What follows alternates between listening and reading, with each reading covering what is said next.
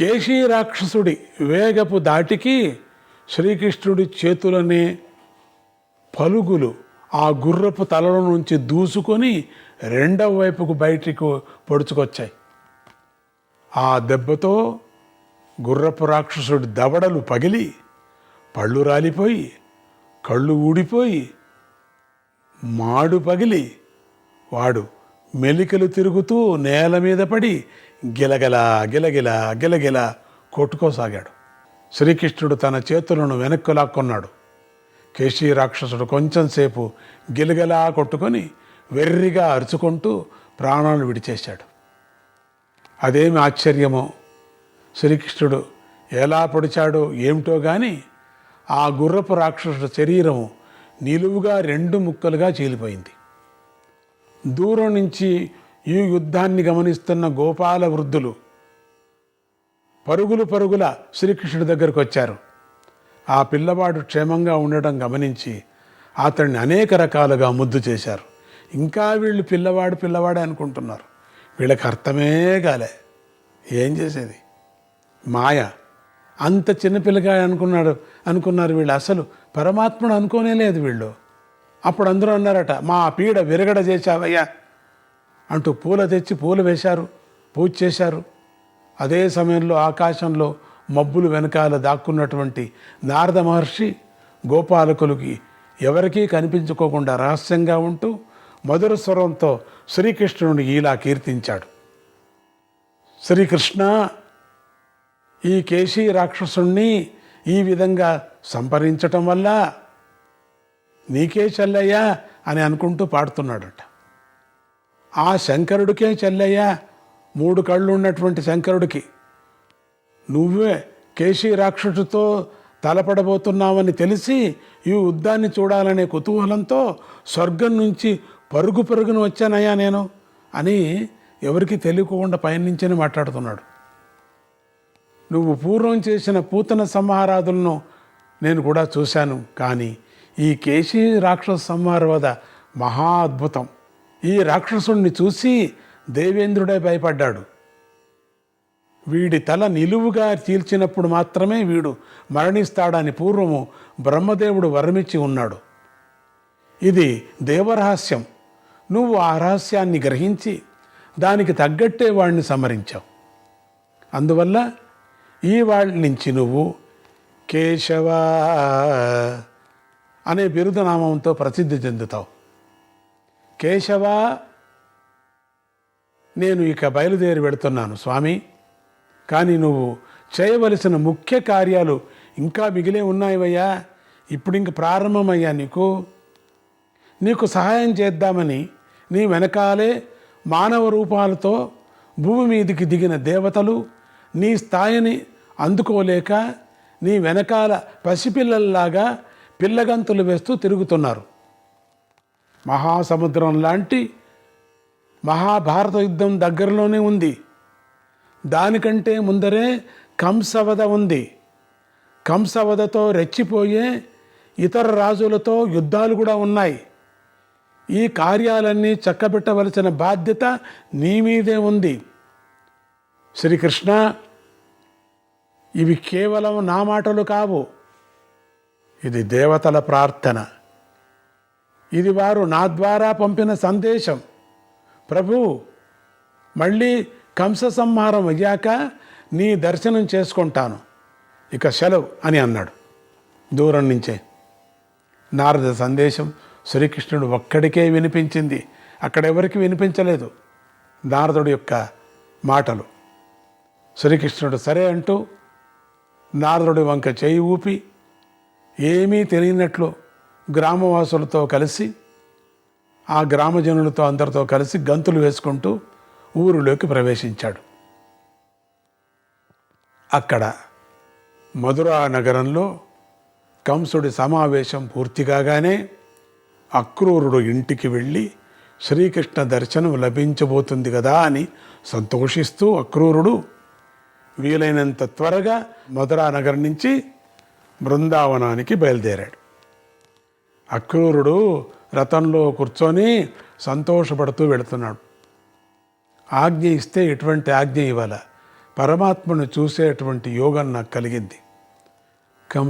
కంసుడైతేనేమిలే, నాకు మంచిదే చేశాడు, స్వామిని దర్శించేటట్టు చేశాడు. అంతమందిలో నాకు మాత్రం ఎందుకు చెప్పాలా? ఎందుకంటే అక్రూరుడు విష్ణు భక్తుడు, అందుకని లోపల అందుకని అక్రూరుడిని అనుకున్నాడు. అక్రూరుడు బృందావన గ్రామ పొలిమేరకు చేరేసరికి సూర్యాస్తమయం కాబోతూ ఉంది. ఆ టైం ఒక పక్క సంధ్యాకాలపు పక్షుల కిలకిల రావాలు, మరో పక్కన గోవులను దూడలను గోశాలలో కట్టివేస్తున్న గోపాలకల ఆర్భాటాలు, ఇవన్నీ కూడా దూడలు ఆవులు ఒకరి కోసం ఒకరు చేసుకుంటున్నటువంటి అంబరాలు, అంబా అని మొదలైన వ్యవహారాలతో ఊరంతా సందడిగా ఉంది. సాయంకాలం కొన్ని చోట్ల పాల కోసం దూడలను వదిలిపెడుతున్నారు, కొన్ని చోట్ల దూడలను వెనక్కి లాగి కడవలలోకి పాలు పెడుతున్నారు, కొన్ని చోట్ల ఆవులను కడుగుతున్నారు, కొన్ని చోట్ల బ్రాహ్మణోత్తములు అగ్నిహోత్రాలు వెలుగుతున్నాయి, హోమాలు చేసేటువంటి ప్రయత్నంలో ఉన్నారు. కొన్ని చోట్ల కొంతమంది గోపవృద్ధులు ఇవాళ పక్షులు అరుపులు వింతగా ఉన్నాయి, ఇలా అరిస్తే ఇంటికి కొత్త బంధువులు వస్తారు అని ఒకరినొకరు చెప్పుకుంటున్నారు. వాళ్ళు అలా అనుకుంటూ ఉండగానే అక్రూరుడి రథం నందుడి ఇంటి ముందు ఆగింది. అక్రూరుడికి మనస్సు చాలా సంతోషంగా ఉంది. అతను మెల్లగా రథం దిగి పరిసర ప్రాంతాలన్నీ పరిశీలించి గమనించాడు. ఇంటి ముందే ఉన్న ఆవుల కొట్ట నిండా ఆవులు దూడలు సందడిగా ఉన్నాయి. ఆ దూడల మధ్యలో పెద్ద కోడె దూడలాగా అటు ఇటు తిరుగుతున్నటువంటి శ్రీకృష్ణుణ్ణి అక్రూరుడు సులభంగానే గుర్తుపట్టేశాడు. అదొక దూడగా తిరుగుతున్నాడు. అదే అతని యొక్క పుణ్యఫలానికి అదొక నిదర్శనం. ఎందుకంటే కృష్ణుడిని పట్టేశాడు. అతడు వెంటనే చేతులు చాచి, నాన్న శ్రీకృష్ణ రా, నా దగ్గరకు రా నాన్న, ఎప్పుడో నువ్వు పుట్టిన కొత్తల్లో పొత్తిళ్లలో ఉండగా నేను చూశా, ఇప్పుడు ఇంచుమించు యవనంలోకి అడుగు పెడుతున్న నిన్ను చూస్తున్నాను, రా నా దగ్గరకు రారా అని అక్రూరుడు మళ్ళీ ప్రేమగా పలికాడు. శ్రీకృష్ణుడి దివ్యమంగళ విగ్రహాన్ని ఎంతసేపు చూసినా అక్రూరుడికి తనివి తీరటం లేదు. నేను చూడాలి అనుకున్న పుండరీకాక్షుడు ఇతడే, నేను చూడాలనుకున్న సింహ పరాక్రముడు ఇతడే, నల్లగా మేఘంలాగా ఉన్నాడు, గోపాల వేషాన్ని ధరించిన మహావిష్ణువు ఇతడే, ఉపనిషత్తులు వర్ణించిన పరతత్వము ఇతడే. ఇతను కిరీటం ధరించకపోయినా ధరించినట్లుగానే ఉంది, చెవులకు కుండలాలు లేకపోయినా ఉన్నట్టుగానే ఉంది, అసలు మనిషి పర్వతం అంతా ఎత్తున్నాడేమన్నట్టుంది, కానీ ఆ రూపము పరమ సుకుమారంగా జగన్మోహనంగా సమస్త స్త్రీలను ఆకర్షించేదిగా ఉంది. ఇప్పటి ఈ పసివాడే సమీప భవిష్యత్తు కాలంలో యాదవ వంశం మొత్తానికి నాయకుడు అవుతాడని భవిష్యత్తు చెప్పే జ్యోతిష్కులు కొందరు చెబుతున్నారు అని అక్రూరుడు ఆనందపడుతున్నాడు. కృష్ణ కృష్ణ అంటున్నాడు. పూర్వం ఇలాగే పొట్టిగా ఉండే వామనుడనే పేరుతో వచ్చి ముల్లోకాలను ఆక్రమించేసింది ఇతడే కదా, ఇప్పుడు కూడా ఇలాంటి పనే చేయబోతున్నాడు. ఇతను త్వరలోనే మధురా రాజ్యాన్ని గెలిచి ఉగ్రసేనుణ్ణి మళ్ళీ సింహాసనంలో కూర్చోబెడతాడు అని నా అంతరాత్మ చెబుతుంది. నాకంటే పెద్ద దివ్యజ్ఞానులను కూడా ఇతని అవతార లీలలు కొన్ని మాత్రమే తెలుసు. అందుచేత ఇతనితో వ్యవహారం చేసే మున్ముందుగా ఇతనికి మానస పూజ చేస్తాను. ఈ విధంగా ఆలోచించిన అక్రూరుడు కొద్ది నిమిషాల సేపు మౌనంగా నిలబడిపోయి తనలో తానే శ్రీకృష్ణ పరమాత్మకు మంత్రపూర్వకంగా మానస పూజ చేశాడు. ఈలోగా ఇంటి పెద్దలు అక్రూరుని గుర్తించి అతన్ని సగౌరవంగా ఇంటిలోకి తీసుకువెళ్ళారు. ఇంటికి వచ్చిన కొత్త బంధువుని గమనించినటువంటి శ్రీకృష్ణ బలరాములు కూడా అక్రూరుడి దగ్గరకు వచ్చి ఆయనతో పాటు ఇంట్లో ప్రవేశించారు. ఆ రాత్రి అక్రూరుడు నందుడు ఇంట్లో చిన్న సమావేశం ఏర్పాటు చేశాడు. ఆ సమావేశానికి ఊరి పెద్దలను, బలరామకృష్ణులను కూడా రమ్మన్నాడు. ఆ సమావేశంలో అక్రూరుడు సౌమ్యస్వరంతో ఇలా చెప్పసాగాడు: పెద్దలారా, రేపు ఉదయమే మనమంతా బయలుదేరి మధురా నగరానికి వెళదాం. వెళ్ళేటప్పుడు కంసుడికి ఇవ్వవలసినటువంటి సంవత్సరపు పన్ను, ఇతర కానుకలు కూడా తీసుకువెళదాం. అక్కడ కంస మహారాజు ధనుర్యాగము అనే పేరుతో ఒక మంచి యాగం వైభవవేతంగా చేస్తున్నాడు. మీరందరూ ఆ యాగానికి వచ్చి అక్కడ మీ బంధువులందరినీ కలుసుకోండి. ఓ శ్రీకృష్ణ, నీకు తెలిసినదే అయినా ఒక రహస్యాన్ని బయటకు చెప్పేస్తున్నాను. ఈ సంకర్షణుడే కాదు, నువ్వు కూడా వసుదేవుడి పుత్రుడివే.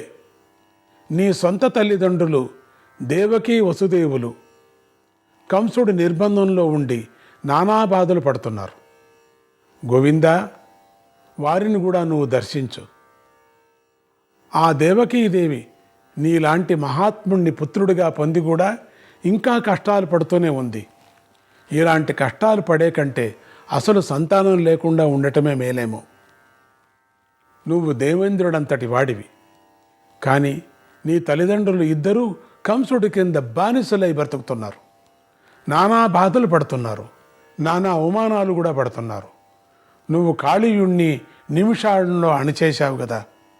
గోవర్ధన పర్వతాన్ని అవలీలగా పెకిలించేశావు. బలిష్ఠులైన అరిష్టాసురుణ్ణి, కేశీ రాక్షసుణ్ణి, ఇలాంటి వారిని ఎందరినో ఆడుతూ పాడుతూ సంహరించేశావు. ఇన్ని ఘనకార్యాలు చేసిన వాడివి నీ తల్లిదండ్రులను బంధవిముక్తులను చేసేటువంటి ఉపాయం ఆలోచించవద్దా? అది నీ ధర్మం కదా అని అడిగాడు అక్రూరుడు.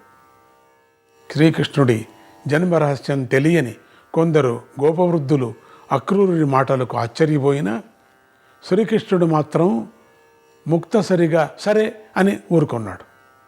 సమావేశం పూర్తయ్యాక అక్రూరుడు శ్రీకృష్ణ బలరాములను ఇద్దరిని దగ్గర కూర్చోబెట్టుకొని రకరకాల కథలు చెప్పడం మొదలుపెట్టాడు.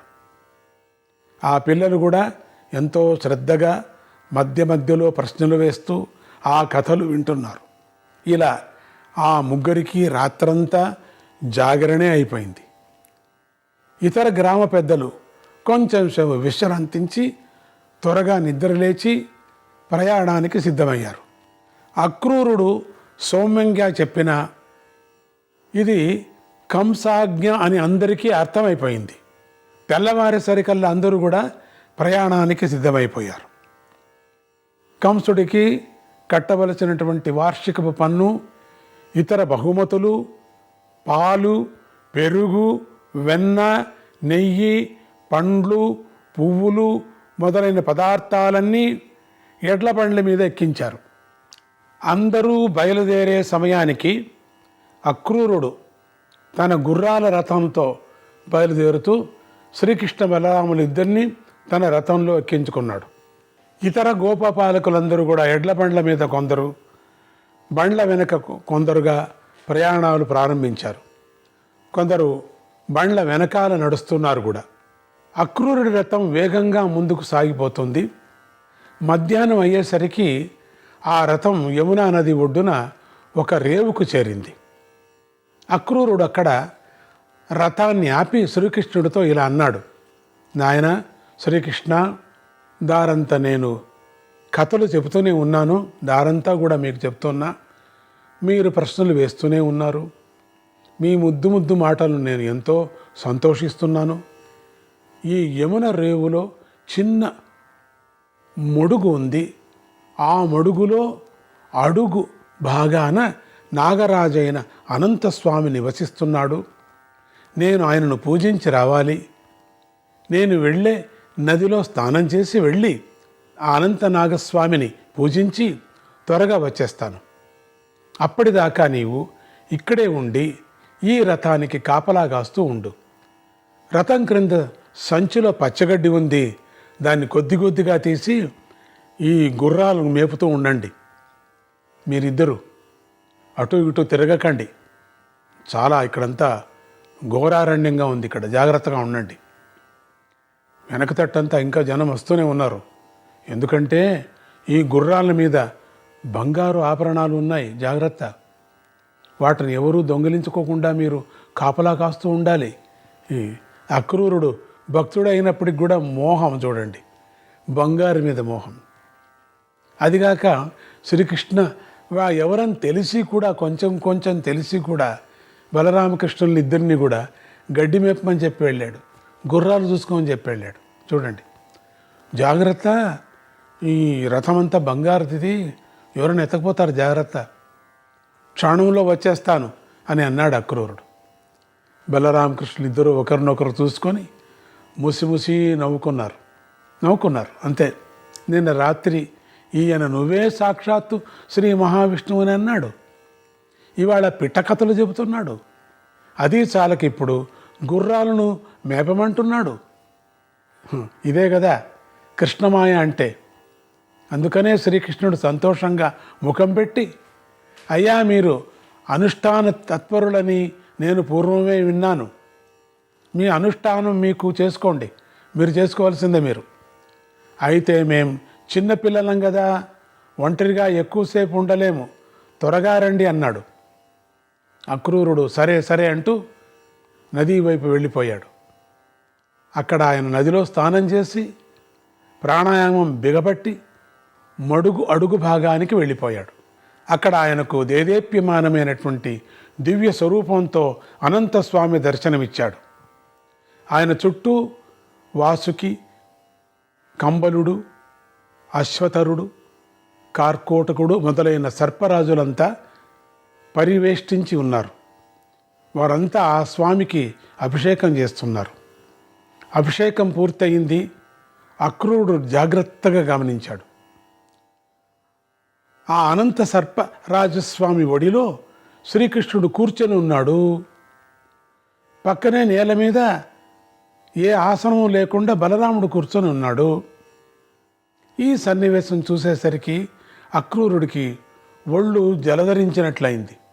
ఇదేమిటి, శ్రీకృష్ణ సంకర్షణులు ఇక్కడ ఉన్నారేమిటి అనుకుంటూ శ్రీకృష్ణుడితో ఏదో మాట్లాడబోయాడు. అదేం చిత్రమో, నోరు కదలలేదు, పెకలలేదు అంటారే. అక్రూరుడికి సందేహం తెగక ఒకసారి నీటి నుంచి బయటకు వచ్చి రథం దగ్గర కుర్రవాళ్ళు ఉన్నారా లేదా అని చూశాడు. వాళ్ళ అక్కడ గుర్రాలతో ఆడుకుంటున్నారు, గుర్రాలకు మేప పెడుతున్నారు. కృష్ణుడు, బలరాముడు ఆ రథాన్ని బంగారాన్ని తుడుస్తున్నాడు. బంగారం చెప్పాడు కదా, తుడుస్తున్నాడు. చూశాడు, ఇక్కడే ఉన్నారు ఇద్దరు అని మళ్ళీ కిందికి వెళ్ళాడు. అక్రూరుడు ఇక్కడే ఉన్నారు, పర్వాలేదు, వాళ్ళు కాదు వీళ్ళు అనుకున్నాడు. మళ్ళీ ప్రాణాయామం పట్టి నీటిలోకి మునిగాడు. మళ్ళీ నాగరాజు, శ్రీకృష్ణుడు, సంకర్షణుడు యథాప్రకారంగా కనిపించారు. ఏమిటో అర్థం కావటం లేదు అక్రూరుడికి. అక్రూరుడు తృప్తిపడి మళ్ళీ ప్రాణాయామం పట్టి నీటిలోకి మునిగాడు. మళ్ళీ నాగరాజు, శ్రీకృష్ణుడు, సంకర్షణుడు యథాప్రకారంగా అక్కడ మళ్ళీ కనిపించారు. ఈ మాట విశేషం, శ్రీకృష్ణుడిని అక్కడ ఉన్న నాగదేవతలంతా పూజిస్తున్నారు. అక్రూరుడు కూడా నాగమంత్రాలను, విషమంత్రాలను జపిస్తూ అక్కడ వారందరికీ నమస్కారాలు చేసి ఆలస్యం అవుతుందని మడుగు బయటకు వచ్చేశాడు. ఆయన రథం దగ్గరికి వెళ్ళేసరికి శ్రీకృష్ణుడు ఎంతో ఆసక్తిగా ఆయన దగ్గరకు వచ్చి, మీరు చాలాసేపు ధ్యానంలో ఉండిపోయారే, నారాయణ నారాయణ, హరే కృష్ణ.